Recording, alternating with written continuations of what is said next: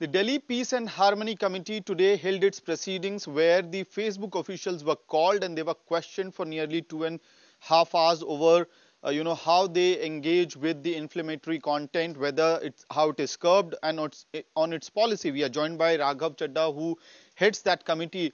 Raghav, what all went in today's proceedings, and are you satisfied with the answers that the Facebook officials gave?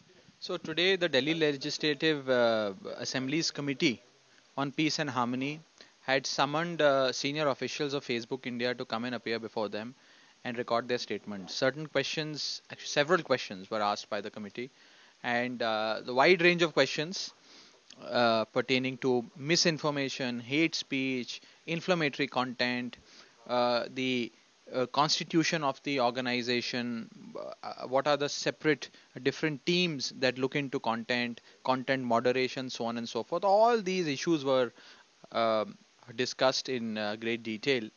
Uh, in fact, questions regarding definition of hate speech in the Indian context were also discussed, and certain answers were provided. In some cases, the Facebook India officials said that they will get back with the answers in written form at a later point in time.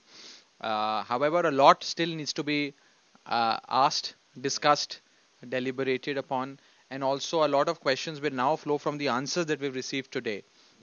Uh, in fact, in on account of several questions that we had asked, the representatives said that they are not privy to those details, and other members in their organization, including the content policy head, etc., are best placed to answer those. So, therefore, I think the committee in the coming days, in its next sitting, will certainly take a view as to whether more representatives of Facebook India need to be asked to come before the committee, or the same people need to be asked to come before the committee and answer on several subjects. One more question. Do you think that the Facebook officials were trying to dodge the questions which were being pinpointed on them? Look, as far as their answering is concerned, I am the chairman of the committee, and I've refrained myself from answering all these questions. It is for you to decide.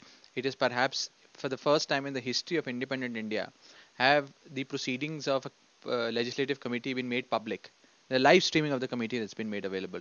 So I think it is for you and the people of this country to decide whether Facebook was evasive or comprehensive in its responses. It is for all of you to decide. As far as my personal satisfaction with the proceedings is concerned, and in particular with the